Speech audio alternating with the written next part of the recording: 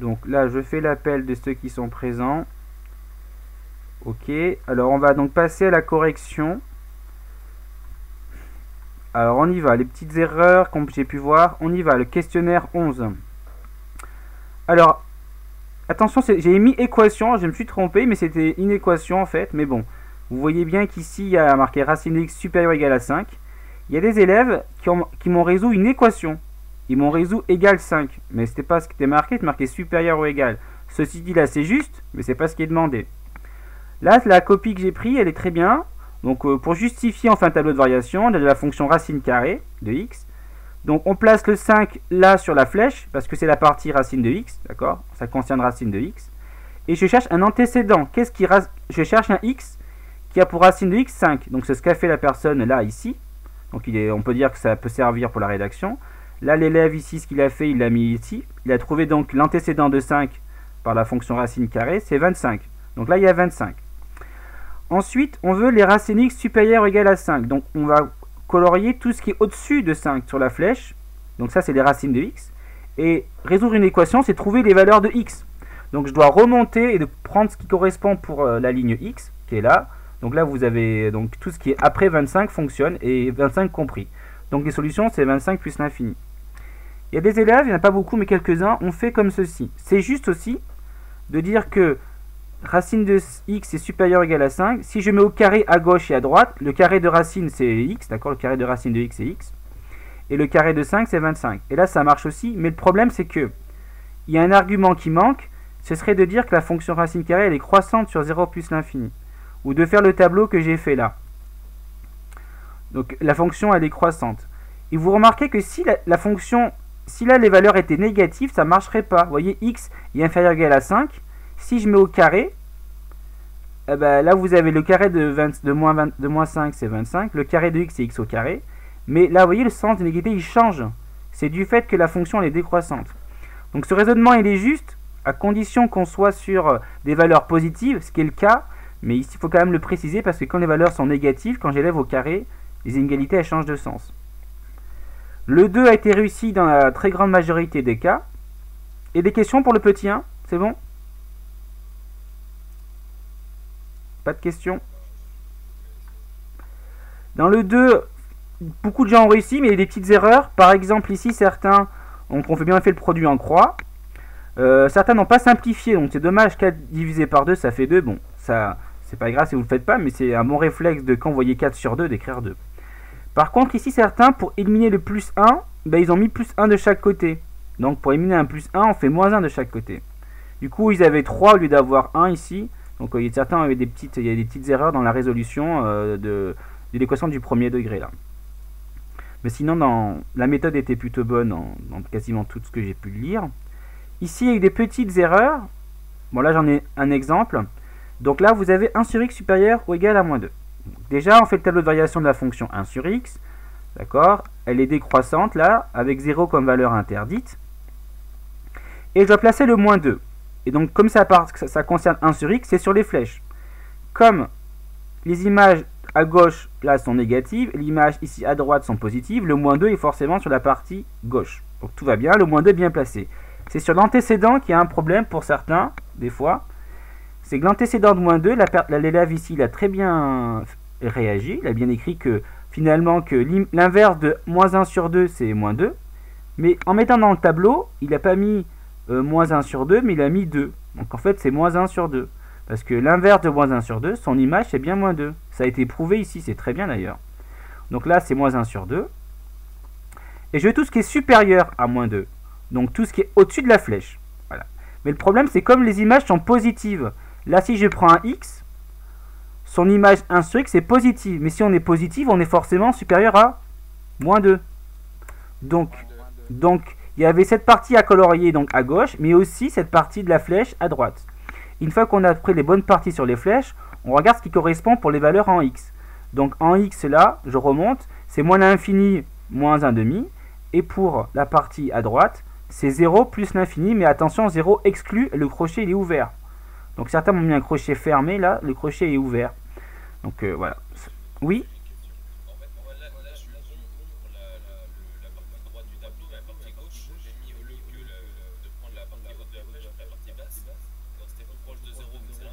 Bah oui, parce que tu veux supérieur. Tu veux supérieur, Fabien. Oui, moi je pensais que supérieur c'était proche de 0, mais. Ah non, dans la flèche, si c'est supérieur, c'est la partie au-dessus.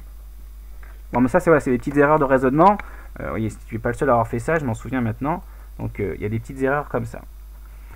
Bon, de manière, j'ai refait une vidéo. Oui. Non. Ce que je vais faire, regardez, je vais faire ça. Hop. Vous voyez, ça, c'est ma vision de youtubeur. Vous voyez. Je vais vous mettre le lien ici. Hop. Copier. Et je vais le mettre sur Discord, comme ça, ceux qui veulent le regarder. Je suis sur le bon serveur ou pas là? Je sais même plus là. Oui, c'est bon. Je vais le mettre là. Pourquoi j'arrive plus à écrire? J'arrive pas à écrire. J'arrive plus à écrire, mon PC bug. Bon. Bon. Si, pourtant c'est bon. Là, j'arrive à cliquer, mais j'arrive pas à écrire. J'arrive plus à écrire sur mon PC, je sais pas pourquoi. Bon. Bon, on va passer à la suite, je vais mettre la correction plus tard. C'est pas trop grave. Est-ce que j'arrive à glisser là? Non, j'arrive plus à glisser. Est-ce que je peux mettre... Je peux suivre. Donc, nouveau chapitre, nouvelle page, nouvelle feuille. Donc, partie côté leçon.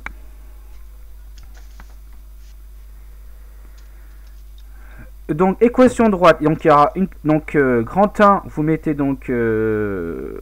équation réduite de droite. Voilà, vous voyez ce qui est au tableau. Enfin, ce qui est au tableau, pardon, ce qui est à l'écran. Je vais mettre pause. Voilà, pour limiter la durée de la vidéo. Pour le cours intégral. Donc, on va compléter. Donc, petit rappel sur les fonctions déjà affines, parce qu'en fait, finalement, vous allez comprendre, faudra bien distinguer la fonction de l'équation droite. C'est la difficulté du chapitre, pas tout mélanger. Alors, une fonction est définie sur f de x, une fonction définie sur R par f de x égale ax plus b est une fonction... Comment? Voilà, est une fonction affine. Vous aurez pu le compléter vous-même, est une fonction affine.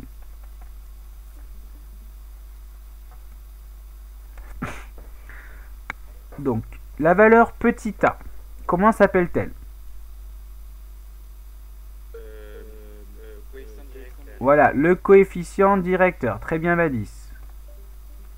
Le coefficient directeur. Donc ça, c'est des petits rappels qui vont être importants. Et le petit b, il s'appelle comment?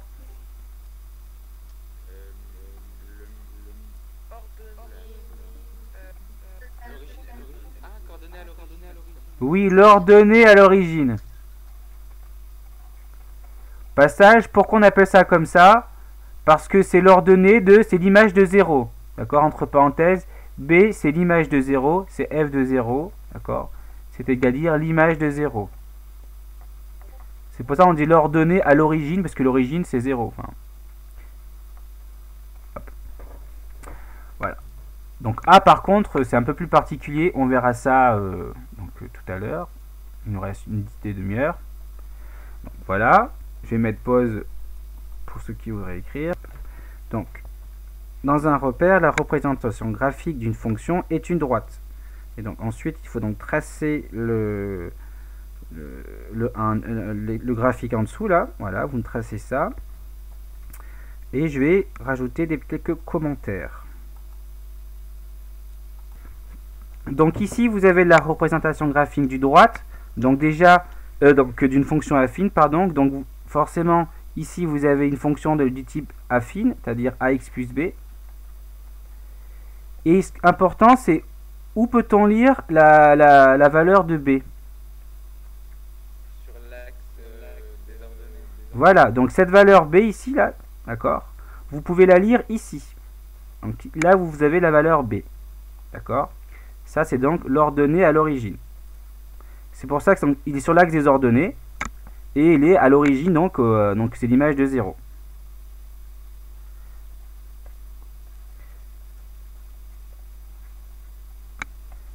Et, oui, c'est bien l'image. Vous avez l'image de 0, c'est bien B. D'ailleurs, je vais rajouter ça peut-être. Non, je vais mettre B, c'est bon. Je l'ai écrit dans le rappel. Et maintenant, c'est la valeur A. D'accord?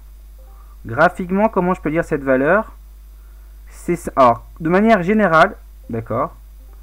Ici, il n'y a pas de carreau, donc ici, par exemple, vous prenez 2 points de la droite, de manière générale, ici, d'accord? Je vais appeler par exemple A et B.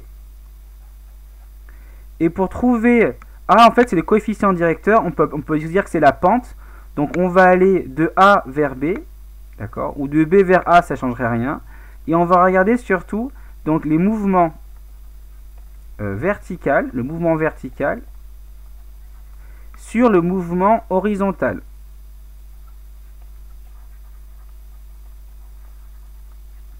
Et bien sûr, le mouvement orienté, c'est-à-dire que si je vais à droite, ce sera plus, si je vais à gauche, ce sera moins.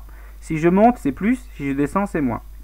Donc là, je dis je vais de A vers B, donc je peux regarder comme ça, par exemple, là.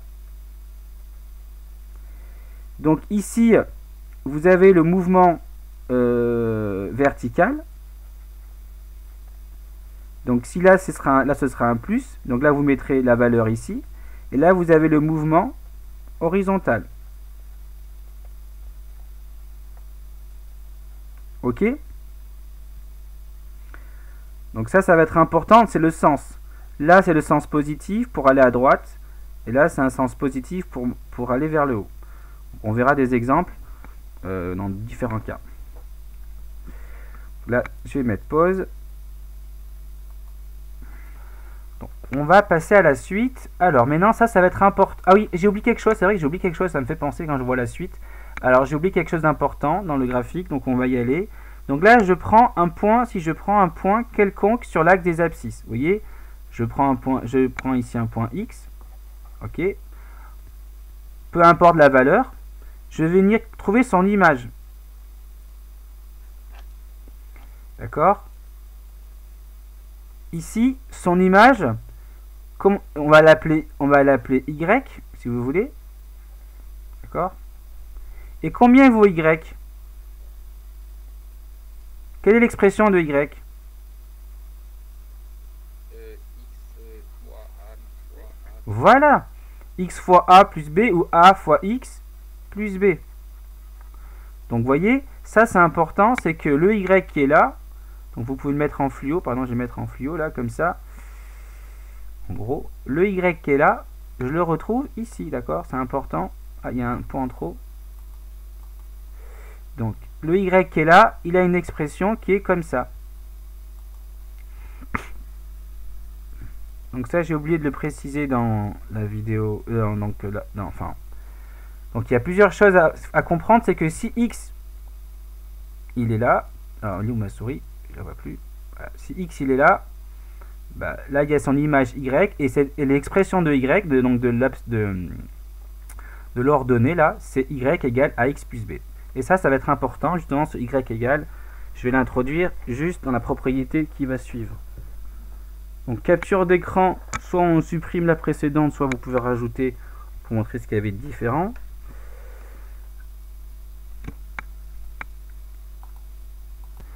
Donc si vous avez une fonction affine, d'accord, qui se définit comme f de x égale à x plus b, souvenez-vous, dans un repère, si on note D sa représentation graphique, un point M appartient à D, vous voyez comme ça. Donc là, vous avez votre droite D, là. Je vais peut-être mettre comme ça. Ici. Un point D, ça c'est la droite D. Peut-être pas le mettre là, ça va porter à confusion. Je vais peut-être plutôt le mettre en haut. Ici.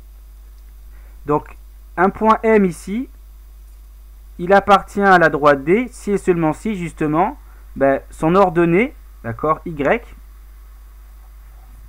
lui, elle est égale à la A fois X plus B. C'est bon? C'est tout bête. Donc, souvent, donc si mon ordonnée, ici, X, voilà, Y, il faut qu'il soit égal à le X qui est là, il faut que vous le retrouvez ici. Voilà. Il faut qu'il y ait une relation comme ceci, là, une relation affine entre l'abscisse et l'ordonnée. Les grands M, c'est quoi? Les grands M, c'est quoi, monsieur? Le grand M, il est ici, là. Oui, non, mais... Ah, ok, c'est juste un point. C'est un point avec des coordonnées X, Y. Et il est sur la droite que si, bah, quand je calcule y là, donc si j'ai ax plus b, il faut que ax plus b soit égal à y. Si c'est pas égal, c'est que le point n'appartient pas.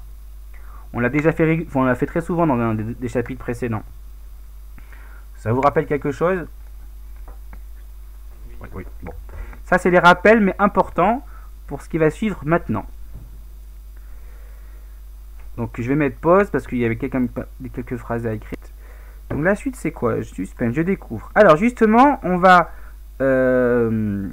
regarder différents cas, d'accord? Donc, ici, vous avez une droite dans un repère, ok? Là, il y a deux cas possibles, le cas général et le cas particulier, là. Si la droite n'est pas parallèle à l'axe des ordonnées, c'est-à-dire le cas général, on dit que, ça c'est une définition, que l'équation réduite, alors vous allez écrire, je vais un peu vous attendre quand même, donc ici on dit que, c'était en fluo, oups, qu'est-ce qui s'est passé? Il s'est passé quoi? Non, c'est bon. Donc commencez à copier, moi je répare mes bêtises, hop. Donc si D, donc dans définition, dans un repère, soit D une droite, là, comme là et là. Donc si D n'est pas parallèle à l'axe des ordonnées, alors on dit que l'équation réduite, ça c'est le nouveau vocabulaire, l'équation réduite. Vous verrez pourquoi c'est réduite plus tard. Alors j'écris pas très bien. On dit que l'équation réduite de D est de la forme, et vous vous en doutez, c'est quoi la forme?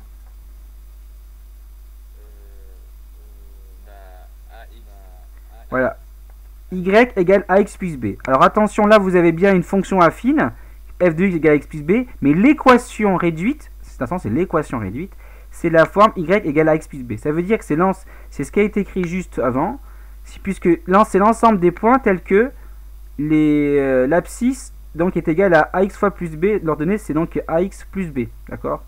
Quand vous avez l'abscisse, l'ordonnée c'est ax plus b. Donc là on appelle ça l'équation réduite. Alors ça c'est important, c'est le vocabulaire, il n'y a rien de nouveau, mais c'est juste un changement de vocabulaire, c'est ça qui est perturbant je pense, c'est qu'il n'y a rien de nouveau en soi, mais le vocabulaire il change. On fait le schéma ou pas? Oui, donc ça c'est le cas où c'est pas où tu n'es pas obligé, hein, mais... Donc dans ce cas-là, y peut être égal à... Enfin, le a peut être égal à 0. Dans ce cas-là, d'ailleurs je vais l'écrire ici. Donc, si a égale 0, alors D elle est parallèle donc à l'axe des abscisses.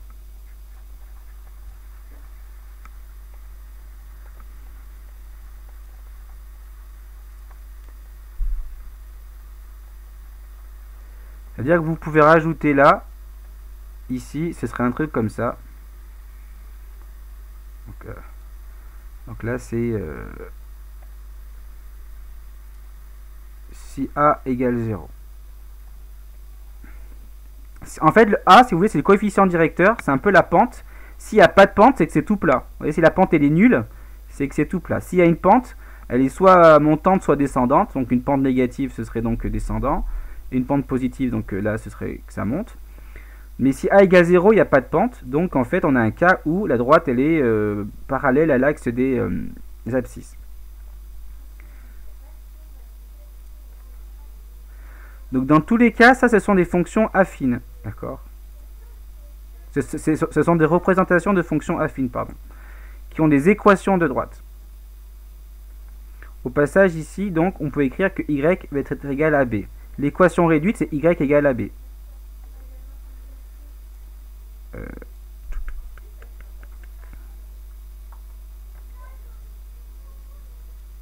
Mince, pourquoi ça apparaît?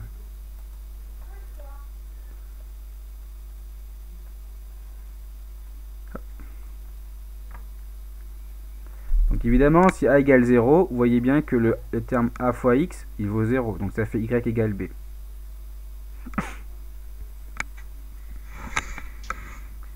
On est obligé de les faire, les schémas, à côté de chaque schéma. clichés de chaque Oui, c'est important, ça illustre, c'est important. Pour comprendre à quoi ça ressemble. Sinon, c'est trop abstrait. Donc là, dans le cas où la droite est parallèle à l'axe des ordonnées, on n'a pas une fonction affine, d'accord? Puisque ça, c'est pas une fonction affine. Une fonction affine, je le répète, c'est donc soit avec une pente, comme ça, ou alors une pente nulle, c'est-à-dire que c'est horizontal. Mais quand c'est vertical, c'est pas une fonction affine. Et donc, on a donc une autre équation réduite. Elle ne sera pas de la forme ax plus b. En fait, c'est une autre forme. Donc, l'équation réduite. Donc, on dit alors que l'équation réduite de la droite, de la droite, donc, est de la forme. Donc, là, c'est pas y, c'est x égale k. Ça, c'est important. Et donc, ici, la valeur k, c'est la valeur qu'on lit ici. Et ça, c'est donc x égale k. D'ailleurs, j'ai oublié de dire là, j'aurais dû mettre, là, c'est y égale ax plus b, l'équation de la droite. Et là, l'équation de la droite, c'est y égale tout simplement b. Quand a vaut 0. J'aurais pu l'écrire. Donc là, vous voyez, c'est complètement une forme différente. C'est pas du y égale, mais plutôt du x égale et une constante qui est donnée par là où ça coupe l'axe des abscisses.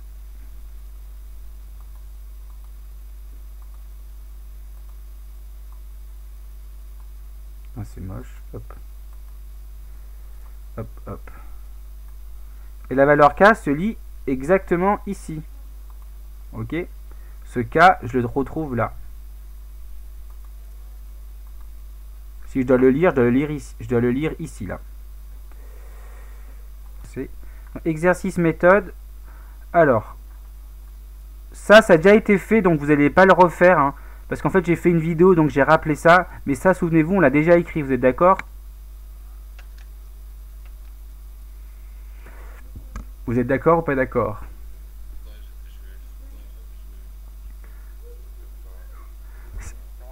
Oui. Bon, ça, je l'ai fait, c'est pour une vidéo, en fait, parce que j'ai déjà fait la vidéo. C'était juste pour le rappeler dans la vidéo, ok?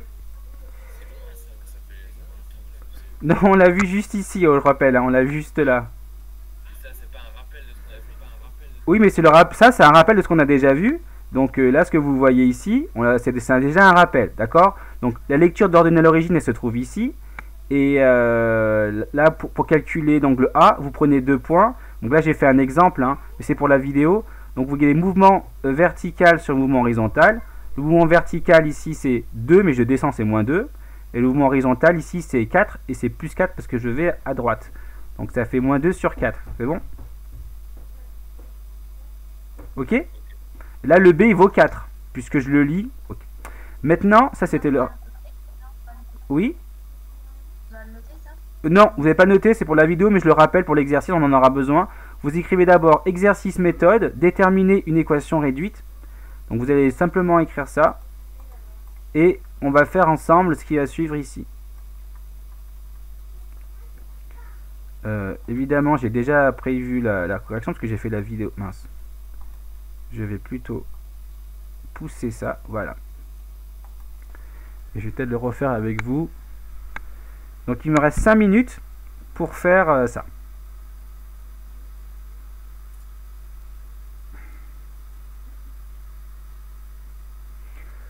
Donc évidemment, vous refaites rapidement les droites. Donc c'est les points importants. Donc ici que je vais pour tracer. Là, ici c'est moins 2. D'accord? Et vous faites un trait vertical, une droite verticale, donc parallèle à l'axe des abscisses, donc l'axe des ordonnées, pardon, l'axe des ordonnées. Le point A, il a pour coordonnées moins 2, 1. Ok. Donc je vais l'écrire peut-être ici. A, il a pour coordonnées moins 2, 1. D, il a pour coordonnées moins 1, 2. Et B, il a pour coordonnées 1, 2, 3, 4. Donc B, pardon, il a pour coordonnées 4, 2. Donc vous tracez la droite AB, la droite AC et la droite BD.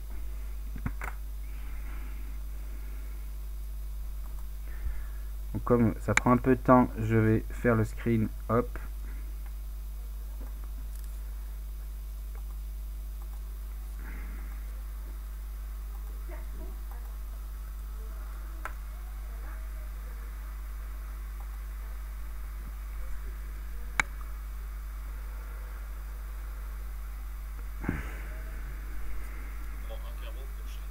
Bah un carreau, oui, ou deux carreaux. Un carreau, ça devrait rentrer, c'est pas gênant.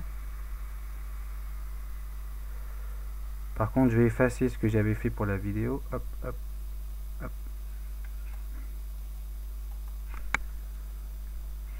Donc là, il manquait un S, là sur mon cours que j'ai vois, il y a un S. Donc ici, on va déterminer les équations réduites, et vous voyez, il y a trois cas, il y a les trois cas. Le cas où la droite, elle est parallèle à l'axe des abscisses, le cas où la droite est parallèle à l'axe des ordonnées, et le cas général où la droite, elle a une pente normale, non nulle. Est-ce qu'on peut passer à la correction? Moi, je peux pas pousser là. Ok. Bon, j'ai une réunion bientôt, mais je peux déborder, c'est pas... Je vais pas être 11 h vraiment pile. Je vais prendre 5-10 minutes pour terminer. Et pendant la réunion, je vous lancerai, bon, je serai un peu sur Discord, je lancerai le questionnaire que j'ai déjà préparé.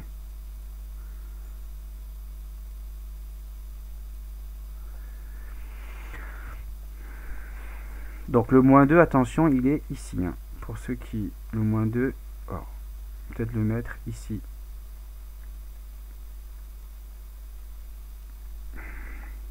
Je vais mettre pause d'ailleurs. AC, c'est une droite qui est particulière parce qu'elle est parallèle à l'axe des ordonnées. Donc je vous rappelle que la forme c'est x égale k. Et le k, on le lit donc sur l'axe des abscisses, vous voyez. C'est bon pour tout le monde ça? Oui. Donc comme c'est parallèle à l'axe des parallèle à l'axe des ordonnées, ben, l'équation est de la forme x égale k. Et le k, on le lit donc à l'intersection entre la droite et l'axe des abscisses. Donc ici, ça va être x égale -2, puisque là, la droite, elle coupe l'axe des abscisses en -2. Tout va bien? Ok. Donc, vous ferez une capture d'écran, parce que là, je vais bientôt y aller. Après, on fera une capture d'écran, je vous laisserai copier. BD, lui, c'est y égale 2. Pourquoi? Parce que donc là, vous avez une droite qui est pareille à l'axe des abscisses. Ça, souvenez-vous, on l'a vu ici. Donc là, c'est le cas où où la pente est nulle, c'est-à-dire que a égale à 0.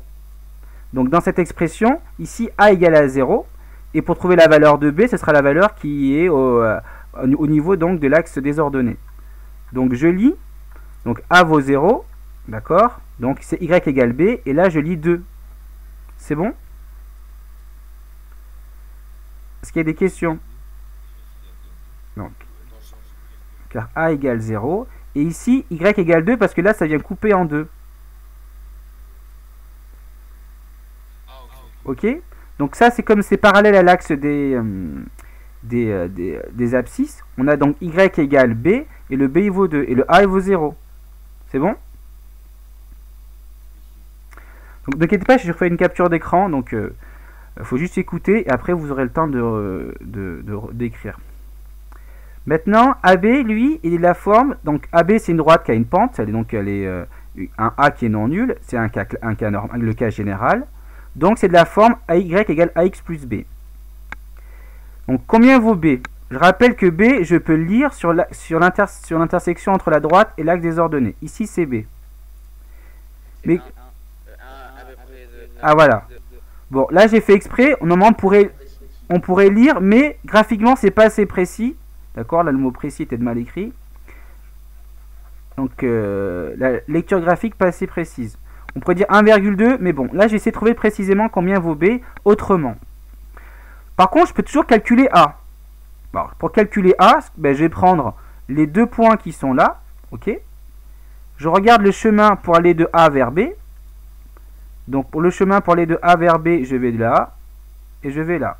Verticalement, je fais plus 1. Et horizontalement, je fais 1, 2, 3, 4, 5, 6. Je fais plus 6. C'est bon pour tout le monde? Donc d'après ce que j'écris là, c'est le mouvement vertical. Et là, c'est le mouvement horizontal.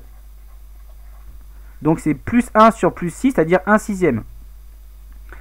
Ce qui va me donner donc, déjà je connais la valeur de A, c'est 1 sixième. Je peux donc écrire l'équation de Y égale 1 sixième de X plus B. Mais il me manque la valeur de B. Combien vaut B? Les graphiquement, comme l'a dit Badi, c'est 1,2 peut-être par là. Mais si je veux être plus précis, je peux l'être grâce au fait que, souvenez-vous, le point A, il appartient à AB. Donc ces coordonnées, il y a une relation de y égale à x plus b. D'accord? Souvenez-vous, donc dans l'une des propriétés, là si j'ai x, là forcément j'ai le y qui est égal à ax plus b. D'accord? Est-ce que c'est bon?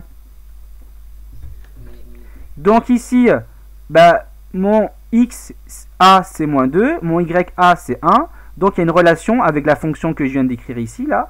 Il y a y a égale 1 sixième de x a plus b. Ok? Pardon? Ah non, vous notez pas, parce qu'après il y a une vidéo qui réexplique tout. D'accord? Et je vais faire une capture d'écran. Pendant que je serai en réunion, vous ferez ça. C'est bon? Donc là, vous avez la relation. Vous remplacez le YA par 1, puisqu'il vaut 1 ici. Et le XA, vous le remplacez par moins 2. Et vous avez ceci.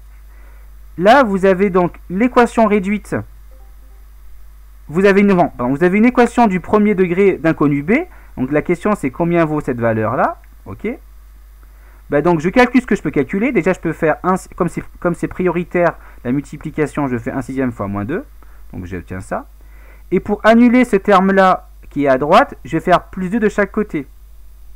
Donc moins 2 sixièmes plus 2 sixièmes, ça fait 0. À droite, il reste B. Et à gauche, j'ai 1 plus 2 sixièmes que je vais calculer. Donc au final, je calcule. Donc 1, je mets sur la fraction sur 6, ça fait 6 sur 6. Ça fait donc 8 sur 6 si j'additionne les deux fractions. Et si je simplifie 8 en divisant par 2 numérateur et dénominateur, ça fait B égale 3 quarts. Et le B, je le mets à gauche de préférence. C'est en général, on présente cette forme-là. Donc, divise par 2. Ben non, si je divise par 2. Si je divise par 2, 8, ça fait 4. Si je divise par 2, 6, ça fait 3. Ah, pardon, 4 tiers, pardon. Ça, oui, oralement, c'est faux alors. Oui, 4 tiers, pardon. 4 tiers. Bah, j'ai marqué quoi ici, Mathieu? Bah, on a trouvé donc. Oui. Donc là, on a le fameux A que j'ai calculé en début. Et là, le fameux... Vous voyez, on me rappelle ma réunion. Là, il y a le fameux petit b. Ok? Je vais faire les captures d'écran. Je vous mets les vidéos pendant ma réunion. Donc déjà, je vais vous mettre des captures d'écran. Hop. Je vais mettre première capture d'écran. Je vais mettre ici déjà, jusqu'à là. Et pendant la réunion, je fais semblant d'écouter et je vous envoie des trucs. Non mais j'écoute, mais je peux faire les deux en même temps.